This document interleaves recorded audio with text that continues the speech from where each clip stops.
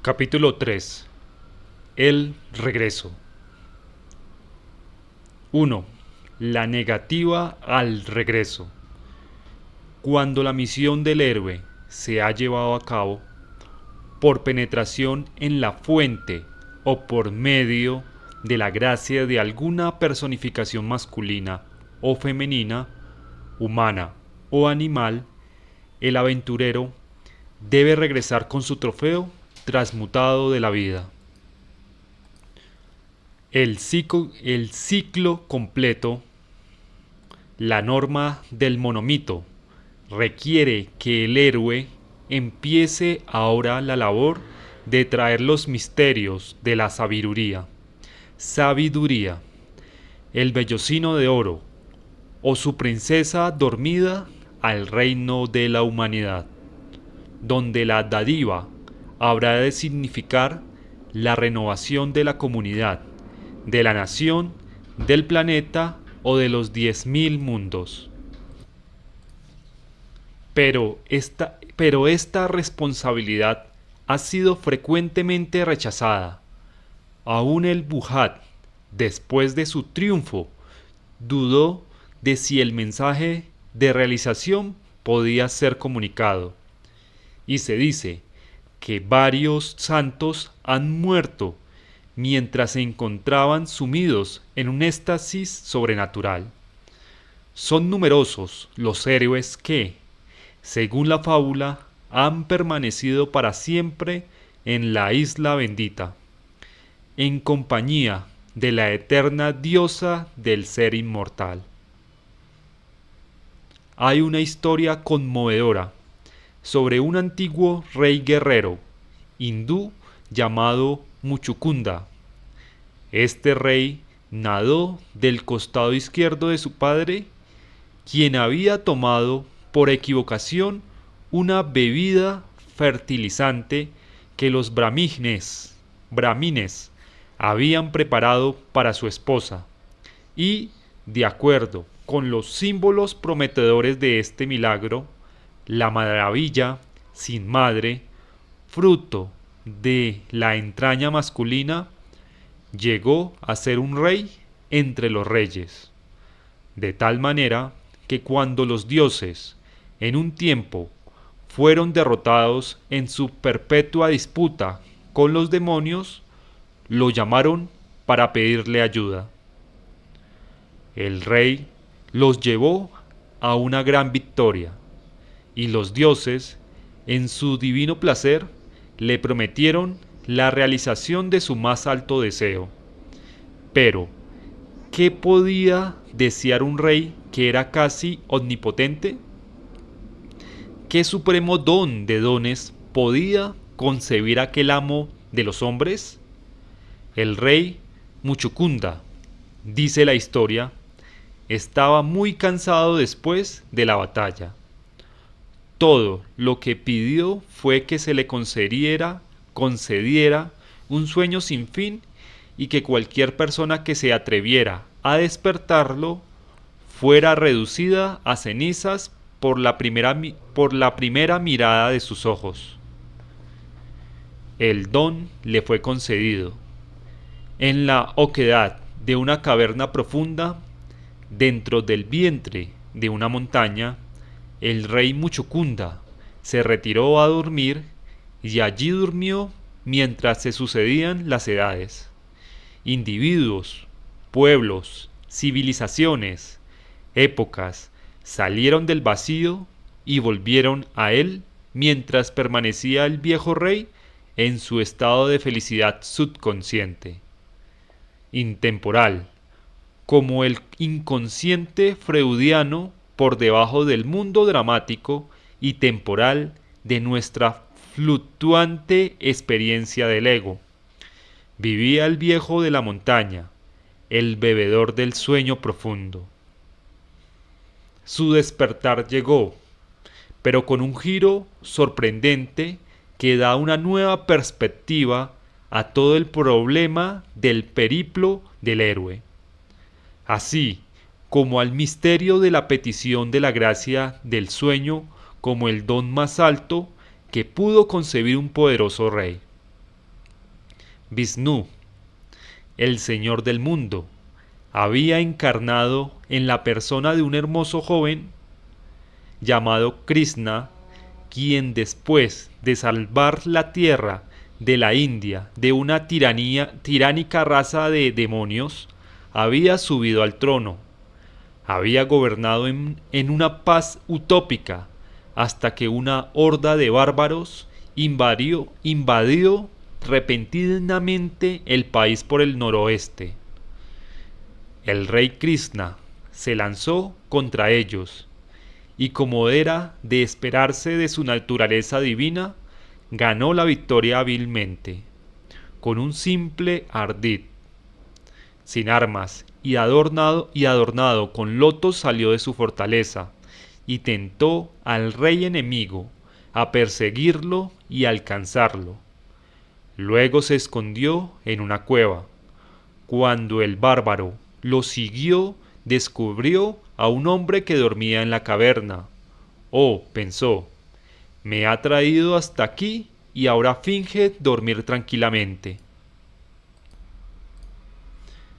Dio un puntapié a la figura que yacía en el suelo frente a él y la figura se movió. Era el rey Muchukunda. La figura se levantó y los ojos que habían estado cerrados durante innumerables ciclos de creación, historia mundial y disolución se abrieron lentamente a la luz. Su primera mirada cayó sobre el rey enemigo, que se convirtió en antorcha y fue enseguida reducido a un humeante montón de cenizas. Muchukunda se volvió y la segunda mirada cayó sobre el hermoso y adornado joven, a quien el viejo rey reconoció inmediatamente por su fulgor como una encarnación de Dios. Y Muchukunda se inclinó ante su Salvador con la siguiente plegaria: Mi Dios y Señor, cuando vivía y trabajaba con un hombre, vivía y trabajaba sin encontrar descanso. A través de muchas vidas, nacimientos tras nacimiento, buscaba y sufría, sin conocer la pausa ni la calma. Confundía el sufrimiento con el júbilo, confundía los espejismos que aparecen sobre el desierto con aguas refrescantes, apresaba deleites y sólo obtenía miseria. El poder regió y los bienes terrenales, la riqueza y el poder, los amigos y los hijos, la esposa y la servidumbre, todo lo que halaga los sentidos, todo eso lo buscaba porque creía que me traería beatitud. Pero desde el momento en que cualquier cosa era mía, cambiaba de naturaleza y se convertía en un fuego abrasador. Entonces encontré el camino de la compañía de los dioses, y ellos me recibieron como un compañero. Pero, ¿dónde estaba la calma? ¿Dónde el descanso? Las criaturas de este mundo, incluyendo a los dioses, son burladas. Mi Dios y Señor, por tus habilidosos ardides. Por eso repiten su círculo vano de nacimiento, agonía de la vida, vejez y muerte. Entre una vida y otra se enfrentan al Señor de la muerte, y son forzados a soportar infiernos con todos los grados del más despiadado dolor. Y esto viene de ti, y todo esto viene de ti. Mi Dios y Señor, engañado por tus hábiles ardides, yo también fui presa del mundo, vagué en un laberinto de errores y quedé preso en las mallas del egotismo. Ahora me refugio en tu presencia interminable y adorable. Y mi deseo es solo libertarme de todo aquello. Cuando Muchukunda salió de su cueva, vio que los hombres, desde su separación, se habían reducido en estatura.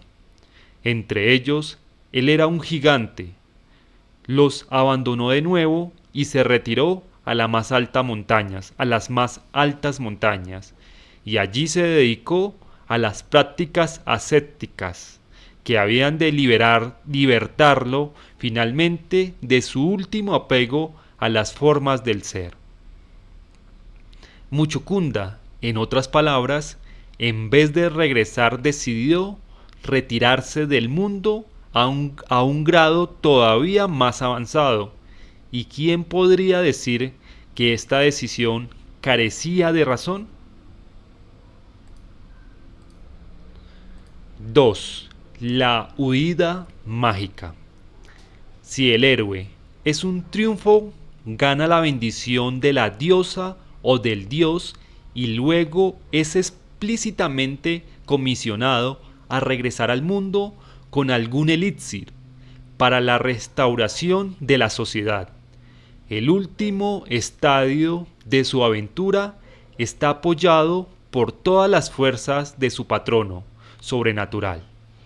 Por otra parte, si el trofeo ha sido obtenido a pesar de la oposición de su guardián, o si el deseo del héroe de regresar al mundo ha sido resentido por los dioses o los demonios, el último estadio del círculo mitológico se convierte en una persecución agitada y a menudo cómica. Esta fuga puede complicarse con milagrosos obstáculos y evasiones mágicas.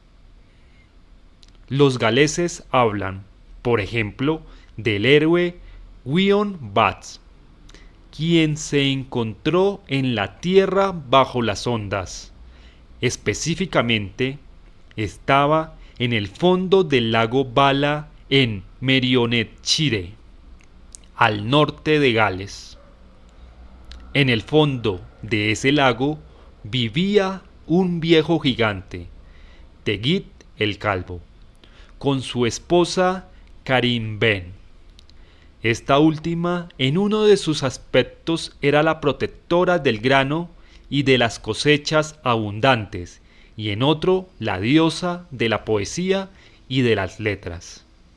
Poseía una enorme marmita y deseaba preparar en ella un filtro de ciencia y de inspiración.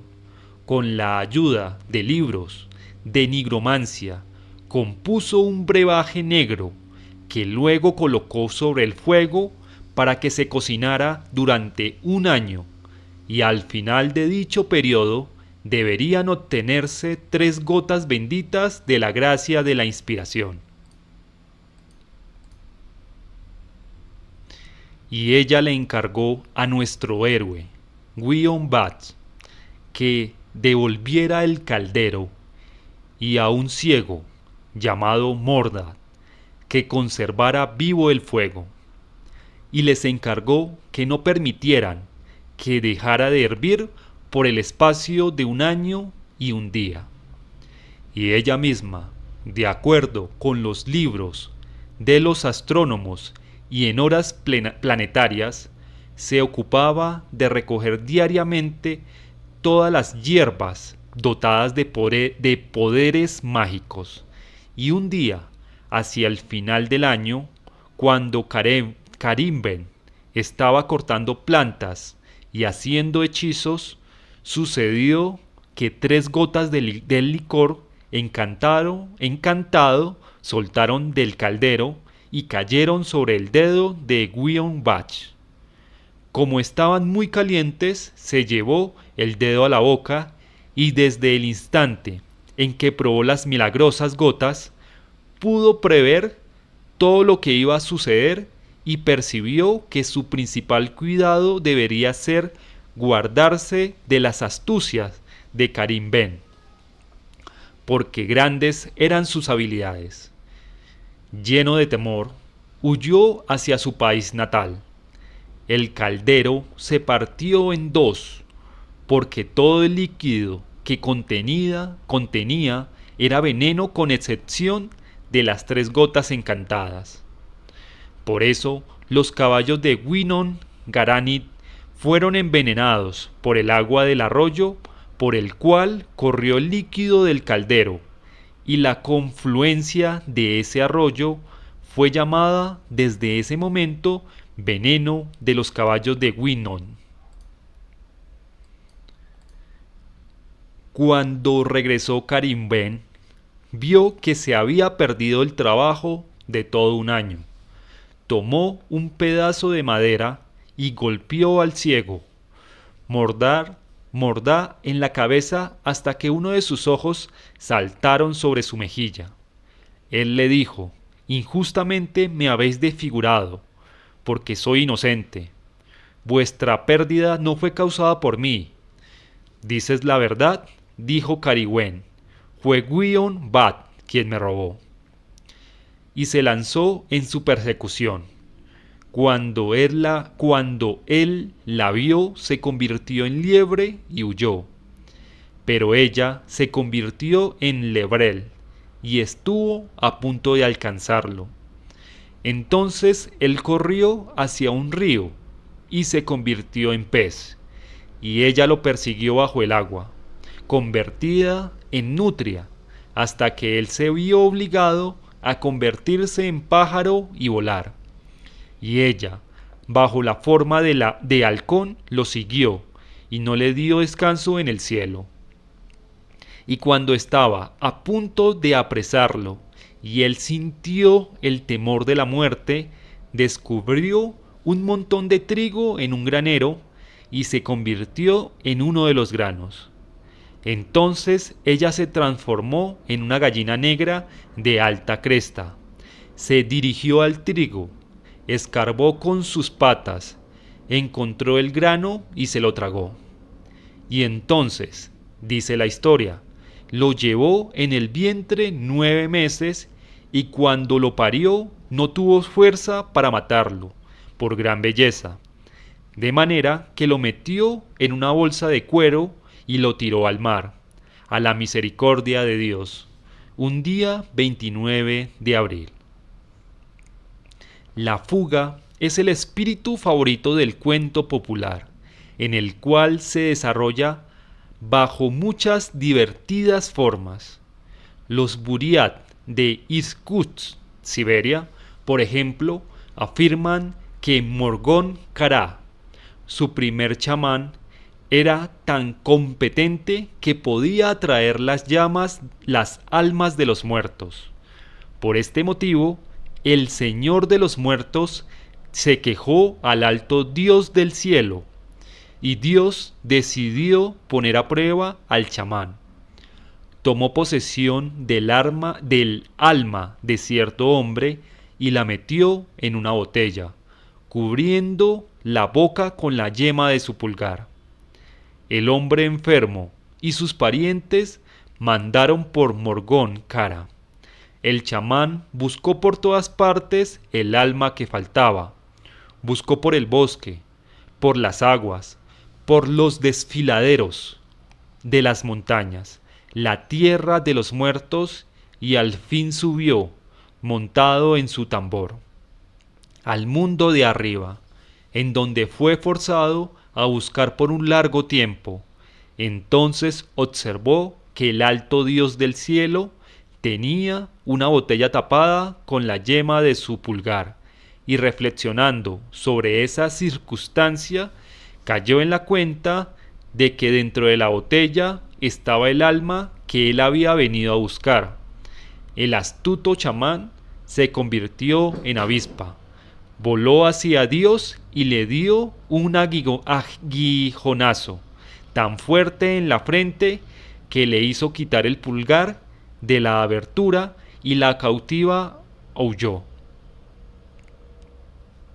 Antes de que Dios pudiera evitarlo, ya iba el chamán Morgón Kara sentado en su tambor y caminó a la tierra con el alma recobrada. La fuga, en este caso, sin embargo, no fue enteramente triunfante. Terriblemente indignado, Dios disminuyó para siempre el poder del chamán partiendo su tambor en dos. Por eso los tambores de los chamanes, que originalmente, de acuerdo con las historias de los Buriat, tenían 2 parches de cuero, desde ese día tienen solo uno. Una variedad popular de la huida mágica es aquella en que se dejan abandonados objetos que hablan del fugitivo y así retardan la persecución. Un cuento maorí de Nueva Zelanda habla de un pescador que un día, al llegar a su casa, descubrió que su mujer se había tragado a sus 2 hijos. Ella yacía en el suelo quejándose. Él le preguntó qué le pasaba y ella declaró que estaba enferma. Él quiso saber dónde estaban los 2 muchachos y ella le dijo que se habían ido. Pero él supo que ella mentía. Con su magia la obligó a vomitarlos y ellos salieron vivos y enteros. Después el hombre tuvo miedo de su esposa y decidió escapar de ella tan pronto como pudiera, junto con los muchachos. Cuando la ogresa fue a buscar agua, el hombre, con su magia, hizo que el agua bajara y se alejase de ella, de modo que tuviera que caminar una considerable distancia. Luego, por medio de gestos, ordenó a las chozas, a los macizos de árboles que crecían cerca del pueblo, a los basureros y al templo en lo alto de la colina, que respondieran por él cuando su esposa regresara y lo llamara. Se dirigió con los muchachos a su canoa y se hicieron a la vela. La mujer regresó y, como no los encontró, empezó a llamarlos. Primero contestó el basurero. Ella fue en esa dirección y los llamó otra vez. Las casas contestaron. Luego los árboles, uno detrás de otro. Los diversos objetos de la vecindad le respondieron y ella corría, cada vez con más azoro, en cada dirección. Se cansó, empezó a jadear y a sollozar y al final cayó en la cuenta de lo que le habían hecho. Se apresuró a subir al templo en lo alto de la colina y miró hacia el mar, donde la canoa era apenas una mancha en el horizonte. Otra bien conocida variedad de la huida mágica es aquella en que el héroe que huye echa tras de sí una serie de obstáculos. 2 hermanitos estaban jugando cerca de una fuente y repentinamente cayeron en ella. Había adentro una bruja del agua, y la bruja les dijo: «Ahora os tengo, os haré trabajar para mí». Y se los llevó con ella. A la niñita le dio a hilar un copo de lino sucio y la hizo sacar agua de un pozo sin fondo. El niño tenía que hacer leña con un hacha mellada, y todo lo que les daba de comer eran mendrugos duros como piedras. Finalmente, los niños perdieron la paciencia y esperaron un domingo en que la bruja fuera a la iglesia, y escaparon. Cuando la misa se acabó, la bruja descubrió que los pájaros habían volado y los persiguió con poderosos saltos. Pero los niños la espiaron desde lejos, y la niña dejó caer un cepillo para el pelo, que se convirtió inmediatamente en una gran montaña peluda con miles y miles de filamentos sobre las cuales la bruja podía difícilmente trepar. Sin embargo, lo hizo. Tan pronto como los niños la vieron, el niño tiró un peine que inmediatamente se convirtió en una montaña en forma de peine con 1000 veces 1000 picos. Pero la bruja supo cómo evadirlos y finalmente los atravesó. Luego, la niña tiró un espejo que se convirtió en una montaña. Espejo que era tan liso que la bruja no pudo escalarla. Entonces pensó: regresaré a casa corriendo a buscar mi hacha y partiré en dos la montaña espejo. Pero cuando regresó y rompió el cristal, los niños ya estaban muy lejos y la bruja del agua tuvo que regresar a su fuente. Las fuerzas del abismo no deben ser retadas con ligereza. En el Oriente se da mucha importancia al peligro de llevar a cabo las psicológicamente perturbadoras prácticas del yoga sin una supervisión competente.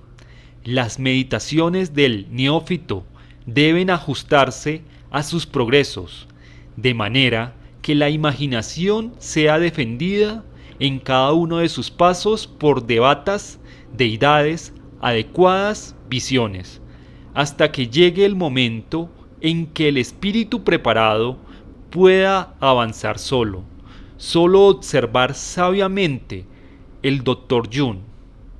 Solo observa sabiamente el Dr. Jung la función incomparable útil del símbolo dogmático es que protege a la persona de la experiencia directa de Dios, en tanto que esa persona no se exponga en forma perjudicial.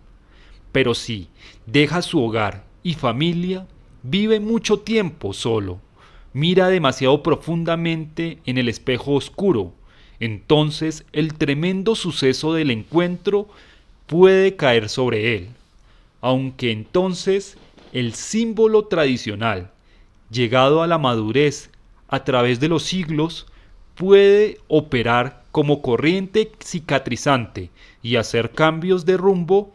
La falta incursión de la divinidad viva hacia los consagrados recintos de la iglesia. Los objetos mágicos que deja caer el héroe impulsado por el pánico, interpretaciones protectoras, principios, símbolos, racionalizaciones, todo retrasan y absorben la fuerza del Lebrel del cielo en movimiento, permitiendo que el aventurero se ponga a salvo, tal vez con la posesión de un don, pero los esfuerzos requeridos no son siempre ligeros. Una de las más asombrosas fugas con obstáculos es la del héroe griego Jasón.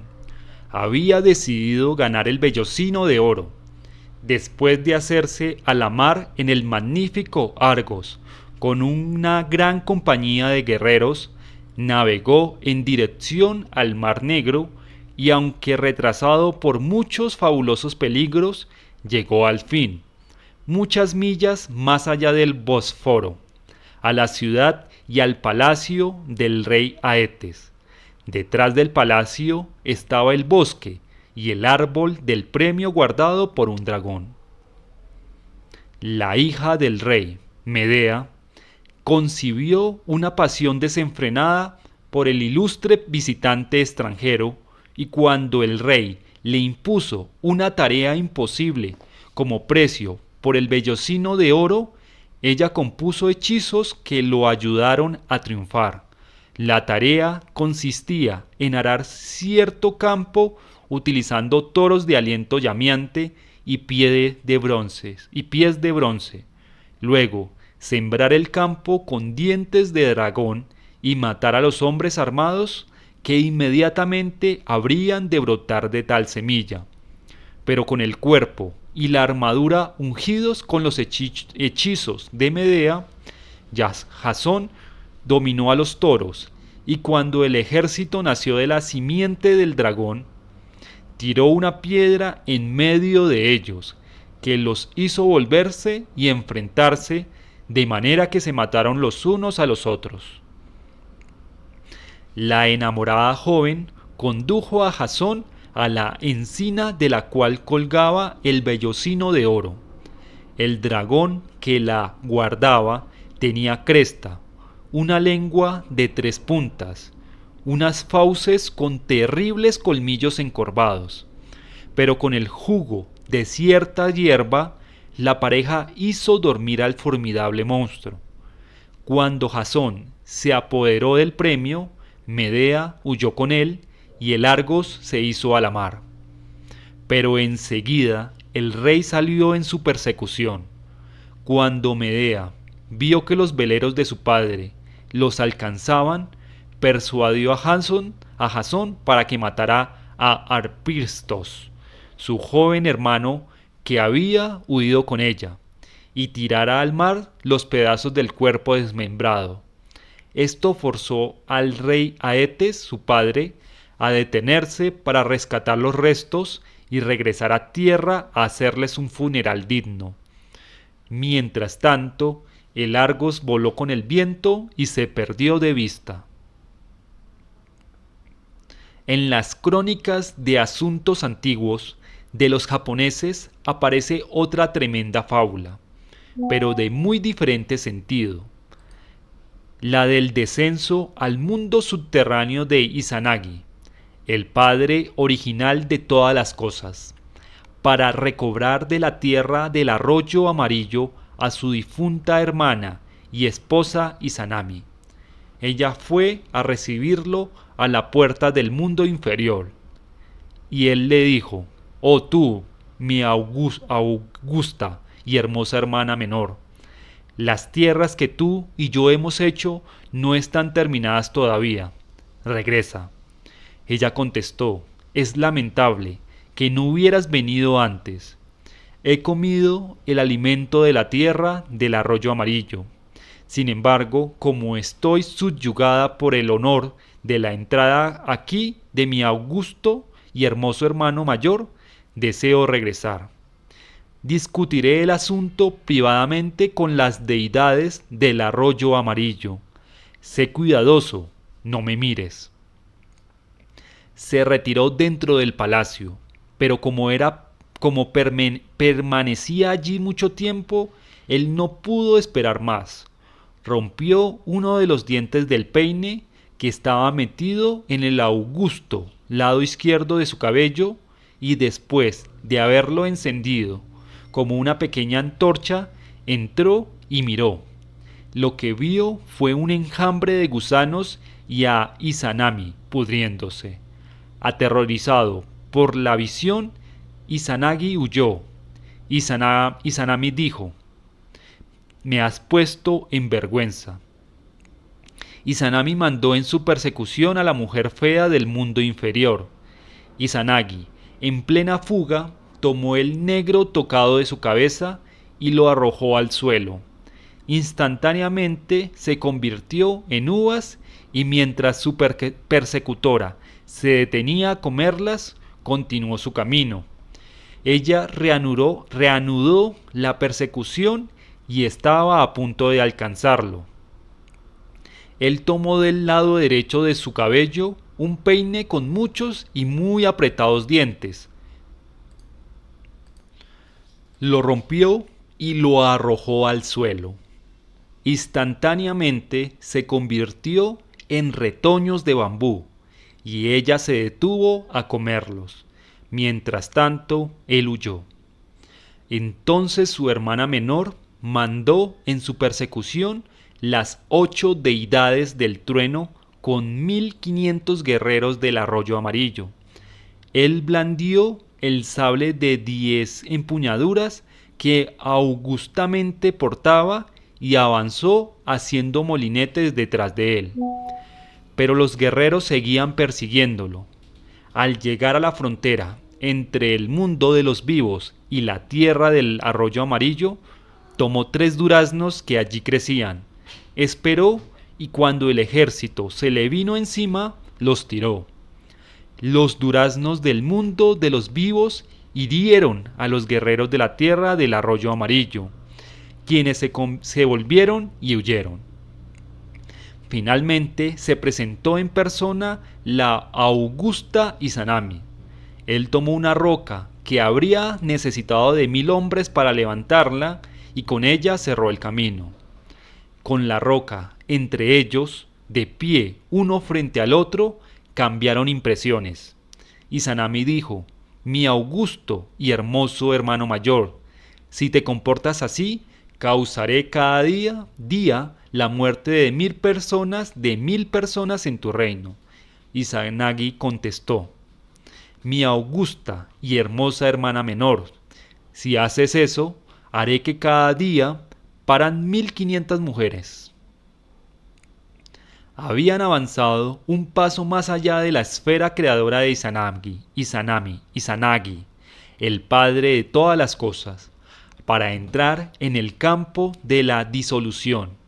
Izanami había tratado de proteger a su hermano esposo. Cuando hubo visto más de lo que debía ver, él perdió la inocencia de la muerte, pero con su augusta voluntad de vivir, levantó en forma de poderosa roca ese velo protector que todos hemos sostenido desde entonces entre nuestros ojos y la tumba. El mito griego de Orfeo y Eurídice y cientos de fábulas análogas de todo el mundo sugieren, como esta antigua leyenda del lejano oriente, que a pesar del evidente fracaso existe una posibilidad del retorno del amante con su perdido amor, desde el otro lado del umbral terrible. Es siempre una pequeña falta, un síntoma ligero pero crítico de la fragilidad humana, lo que hace imposible una relación abierta entre los dos mundos, de manera que se siente la tentación de creer que si pudiera evitarse ese pequeño y malogrado incidente, todo marcharía bien. En las versiones polinesias de la historia, en que la pareja usualmente no es reafirmativo, sino solo sobrehumano. En las versiones polinesias de la historia, en que la pareja usualmente logra escapar, y en la tragedia griega Alcester, en que también hay un feliz retorno, el efecto no es reafirmativo, sino solo sobrehumano. Los mitos del fracaso no emocionan con la tragedia de vivir, pero los del éxito solo por los increíbles. Sin embargo, si el monomito cumpliera lo que promete, no es el fracaso humano ni el éxito sobrehumano lo que habría de mostrarnos, sino el éxito humano. Ese es el problema de la crisis en el umbral del regreso. Primero habremos de buscar en ella los símbolos sobrehumanos y luego buscaremos la enseñanza práctica para el hombre histórico. 3. El rescate del mundo exterior. Pudiera ser que el héroe necesita ser asistido por el mundo exterior al regreso de su aventura sobrenatural. En otras palabras, pudiera darse el caso de que el mundo tuviera que venir y rescatarlo, porque la felicidad de las moradas profundas no ha de ser abandonada con ligereza, en favor de la dispersión del yo que priva en el individuo cuando está despierto. Quien que haya abandonado el mundo, leemos, ¿desearía regresar de nuevo? Él solo quiere estar allá. Sin embargo, en tanto que vive, la vida lo llama. La sociedad se encela de aquellos que permanecen fuera de ella, y ha de venir a tocar a su puerta. Si el héroe, como Muchukunda, no lo desea, el que le perturba sufre un tremendo choque. Pero si el escogido solo se ha retrasado, fascinado por el estado de ser perfecto, que se asemeja a la muerte, se efectúa un aparente rescate y el aventurero retorna. Cuando Cuervo, de la fábula esquimal, hubo encontrado con sus teas en el vientre de la ballena, se encontró en el umbral de un hermoso cuarto al fondo del cual ardía una lámpara. Su sorpresa fue grande cuando vio allí sentada a una hermosa joven. El cuarto estaba seco y limpio. La espina dorsal de la ballena sostenía el techo y las costillas formaban las paredes. De un tubo que corría a lo largo de la espalda goteaba lentamente el aceite dentro de la lámpara. Cuando Cuervo entró en el cuarto, la mujer levantó la mirada y gritó: ¿Cómo entraste aquí? Eres el primer hombre que llega a este lugar. Cuervo le dijo lo que había hecho y ella lo invitó a sentarse en el lado opuesto del cuarto. Esta mujer era el alma Inúa de la ballena. Sirvió alimento al visitante, le dio bayas y aceite y le contó, mientras tanto, cómo había cortado las bayas el año anterior. Cuervo permaneció 4 días como huésped de la Inúa en el vientre de la ballena, y durante ese periodo estuvo tratando de discernir qué clase de tubo era ese que corría por el techo. Cada vez que la mujer salía del cuarto, le prohibía tocarlo. Pero una de tantas veces, cuando ella salió, se acercó a la lámpara, estiró una de sus garras y tomó una gran gota, que se limpió con la lengua. Era tan dulce que repitió la hazaña y luego procedió a tomar gota por gota, a medida que caían. Después, su avidez encontró esto demasiado lento, de manera que se subió, rompió un pedazo del tubo y se lo comió. Apenas acababa de hacerlo cuando una gran ola de aceite invadió el cuarto, extinguió la luz y la cámara misma empezó a oscilar peligrosamente hacia uno y otro lado. Cuervo estaba casi muerto de cansancio y agotado con el terrible ruido que se producía a su alrededor todo el tiempo. Pero de pronto todo se calmó y el cuarto quedó quieto, porque Cuervo había roto una de las arterias del corazón y la ballena había muerto. La Inúa nunca volvió. El cuerpo de la ballena fue llevado a la playa por las aguas. Ahora Cuervo era un prisionero. Mientras meditaba en lo que era conveniente hacer, oyó que 2 hombres hablaban por encima de la espalda del animal y que decidían llamar a toda la gente del pueblo para que los ayudara a descuartizar la ballena. Enseguida hicieron un agujero en la parte superior del gran cuerpo.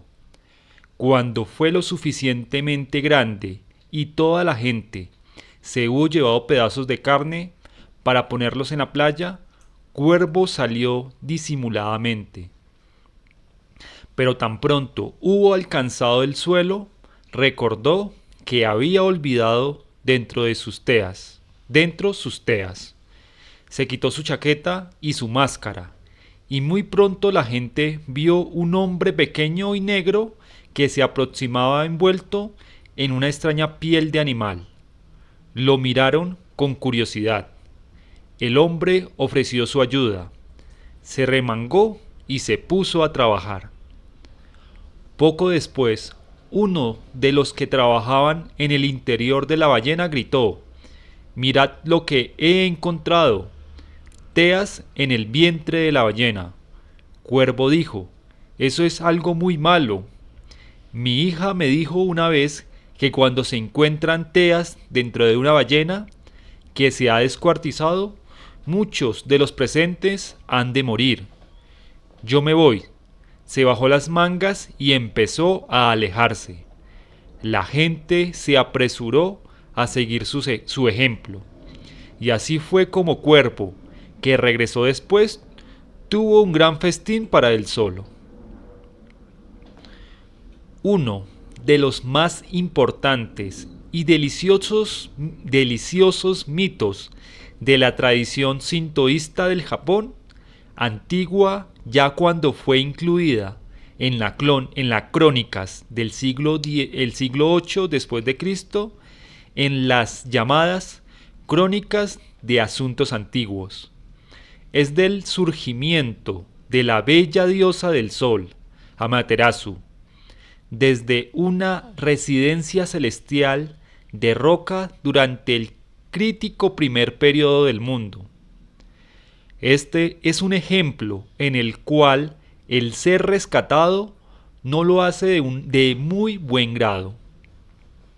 El dios de la tempestad, Susanoo, hermano de Amaterasu, se había comportado en forma imperdonable, y aunque ella había tratado de calmarlo y había prodigado su perdón por encima de todo límite, él continuó destruyendo sus campos de arroz y corrompiendo sus instituciones.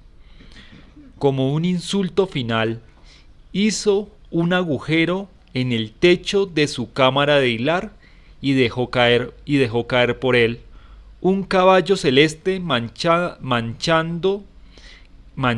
que había desollado al revés, a la vista del cual todas las damas y las diosas que hilaban diligentemente las augustas vestiduras de las deidades se alarmaron tanto que murieron de terror. Amaterasu, aterrizada por lo que había visto, se retiró a una cueva celeste y cerró la puerta detrás de ella y la atrancó. Esta fue una decisión terrible de su parte, pues la desaparición permanente del sol hubiera significado el fin del universo, y el fin antes de que realmente hubiera comenzado.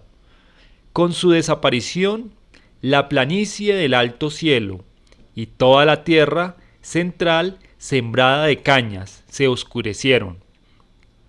Los malos espíritus hicieron una orgía por el mundo. Se levantaron numerosos portentos de maldad, y las voces de las miríadas de deidades se asemejaban a las moscas que bullen en la quinta luna.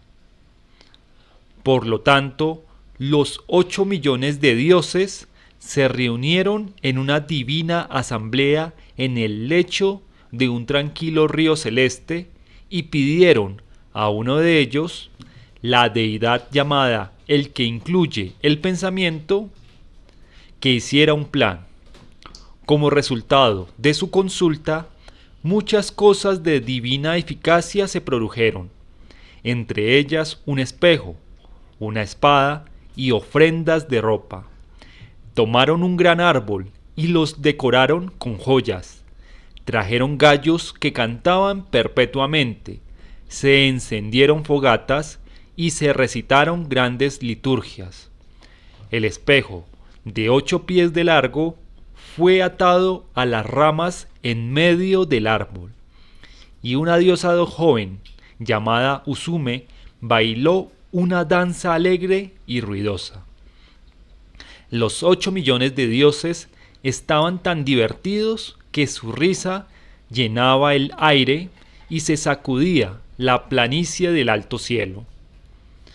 Dentro de la cueva, la diosa del sol escuchó los animados ruidos y se asombró. Tuvo curiosidad de saber lo que pasaba. Abrió un poco la puerta de la roca celeste y dijo desde adentro: creí que debido a mi retiro la planicie del cielo estaría oscura y que también estaría oscura la tierra central sembrada de cañas. ¿Cómo es que Usume causa alegría y que los 8 millones de dioses están riéndose?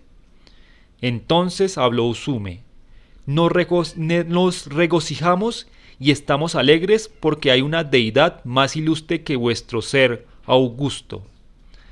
Mientras hablaba, dos de las divinidades empujaron el espejo y se lo mostraron respetuosamente a la diosa del sol, Amaterasu, y ella, más y más asombrada, salió lentamente de la cueva para mirarlo.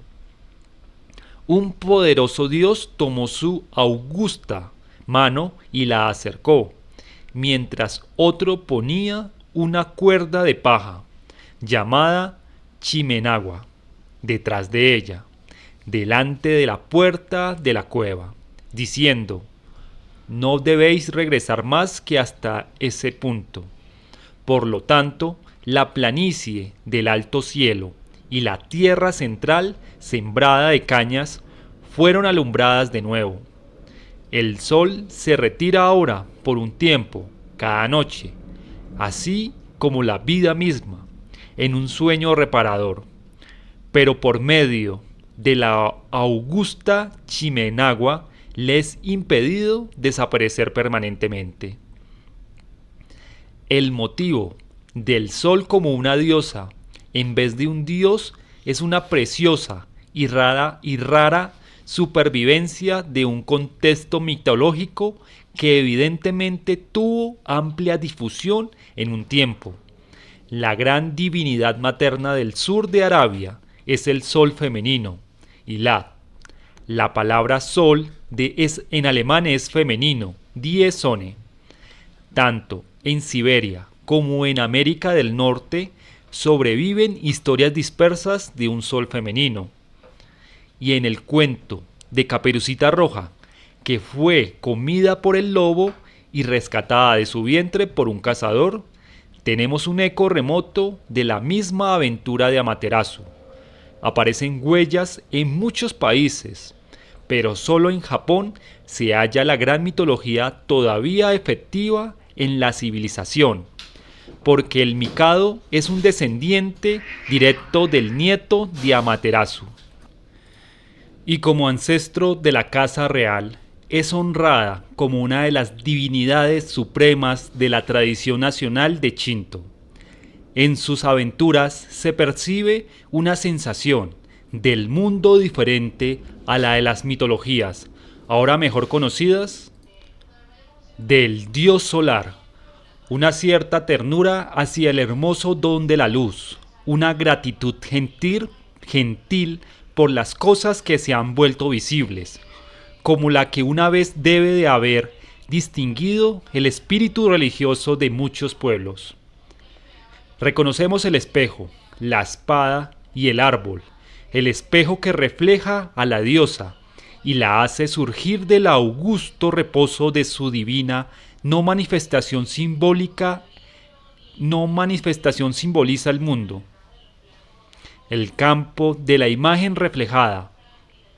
Allí la divinidad se complace en contemplar su propia gloria y este placer en sí mismo la induce al acto de manifestación o creación.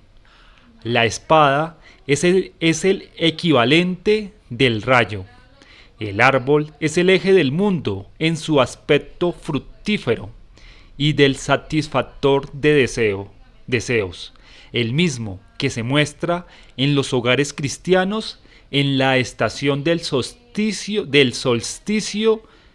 de invierno, que es el momento del renacimiento o regreso del sol, alegre costumbre heredada del paganismo germánico que ha dado al lenguaje alemán moderno su femenino sone. La danza de Usume y la diversión de los dioses pertenecen al carnaval. El mundo se ha quedado cabeza abajo por la desaparición de la divinidad suprema, pero que se regocija por la renovación que viene, y la chimenagua, la cuerda augusta de paja que fue tendida detrás de la diosa cuando ésta reapareció, simboliza la gracia del milagro del retorno de la luz.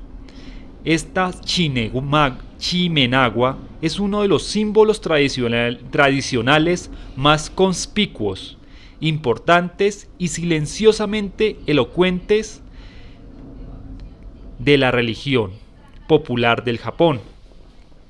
Está colgada encima de las entradas de los templos, adorna las calles en el Festival de Año Nuevo y significa la renovación del mundo en el umbral del regreso. Si la cruz cristiana es el símbolo más elocuente del pasaje mitológico al abismo de la muerte, la Chimenagua es el símbolo más sencillo de la resurrección. Ambas representan el misterio de la frontera entre los mundos, la línea que separa lo que existe y lo que no existe. Amaterasu es una hermana oriental de la gran Inanna, la suprema diosa de las antiguas tablillas cuneiformes en los templos sumerios, cuyos descendientes hemos seguido al mundo subterráneo. Inanna, Irsta, Astarte, Afrodita, Venus. Estos fueron los nombres que llevó en los periodos sucesivos de cultura occidental, asociados no con el Sol, sino con el planeta que lleva su nombre y al mismo tiempo con la luna, los cielos y la tierra fructífera. En Egipto se convirtió en la diosa de la estrella del perro, Sirio, cuya reaparición anual en el cielo anunciaba el desbordamiento del Nilo que fertilizaba la tierra. Inanna, como hemos visto, descendió de los cielos a la región infernal de su hermana contrario, la reina de la muerte, Ereshkigal, y dejó instrucciones a Ninhurbur, su mensajero, del que la rescatara en caso de que no volviera. Llegó desnuda ante los 7 jueces, que pusieron los ojos sobre ella, y se convirtió en cadáver, y el cadáver, como hemos visto, fue colgado de una estaca. Después de que 3 días y 3 noches habían pasado, Ninhurbur, el mensajero de Inanna, el mensajero de palabras propicias, el mensajero de palabras de apoyo, llenó el cielo de lamentos por ella, lloró por ella en el templo de reuniones y corrió a buscarla en la casa de los dioses.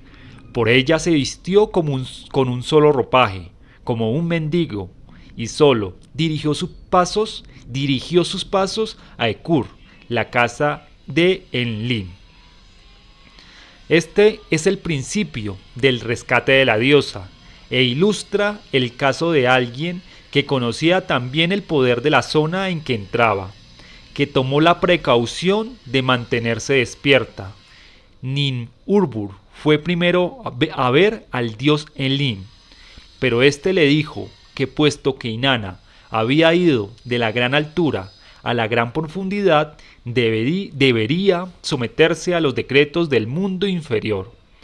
Ninhurbur fue después al dios Nannan, pero el dios dijo que ya había ido de la gran altura a la gran profundidad, debería someterse a los decretos del mundo inferior. Ninhurbur fue al dios Enki, y el dios Enki imaginó un plan. Confeccionó 2 criaturas sin sexo y les confió el alimento de la vida y el agua de la vida, con instrucciones de ir al mundo inferior y rociarse 70 veces con este alimento y esta agua el cuerpo suspendido de Inanna. Sobre el cuerpo que colgaba de la estaca dirigieron el poder de los rayos del fuego. 60 veces rociaron sobre el aliento de la vida y 60 veces el agua de la vida. Inanna resucitó. Inanna asciende desde el mundo inferior. El Anunnaki voló, y todos los que habían descendido pacíficamente al mundo inferior, cuando Inanna asciende del mundo inferior, asciende con ella todos los muertos. Inanna asciende desde el mundo inferior, y los demonios pequeños, como carrizos, y los demonios grandes como columnas avanzaron a su lado. El que caminaba delante de ella llevaba un báculo en la mano. El que caminaba a su lado llevaba un arma en los lomos. Y aquellos que la precedían, los que precedían a Inanna, eran seres que no saben del alimento ni del agua, que no comen harina cernida, que no beben vino escanciado, que quitan a la mujer del costado del hombre, que quitan al niño del pecho de la madre que lo amamanta. Rodeada por esta multitud horrible de aparecidos, Inanna atravesó la tierra de Sumeria, de ciudad en ciudad. Estos tres ejemplos de áreas culturales completamente separadas, Cuervo, Amaterasu e Inanna, ilustran suficientemente el rescate del mundo exterior. Muestra en los estadios finales de la aventura la acción continuada de la fuerza de ayuda sobrenatural, que asiste al elegido a través del curso de su prueba. Aunque la conciencia del elegido haya sucumbido, el inconsciente le da su equilibrio propio y renace en el mundo del que partió. En vez de aferrarse a su ego y salvarlo, como en el caso de la huida mágica, lo pierde, pero le es devuelto por medio de la gracia. Esto nos trae a la crisis final de todo, ante la cual la excursión milagrosa no ha sido sino un preludio, en la crisis de la suprema y paradójica dificultad del cruce del umbral al regreso del héroe, del reino místico a la tierra de la vida diaria, ya sea rescatado desde el mundo exterior o impulsado por el mundo inferior, o dirigido gentilmente por las divinidades guías. El elegido tiene que volver a entrar con su don a la hace tiempo olvidada atmósfera de los hombres que son fracciones e imaginan ser completos. Todavía debe enfrentarse a la sociedad con su elixir que destroza el ego y redime la vida, y soporta el golpe de respuesta de las dudas razonables, de los duros resentimientos y de la incapacidad de las buenas gentes para comprender.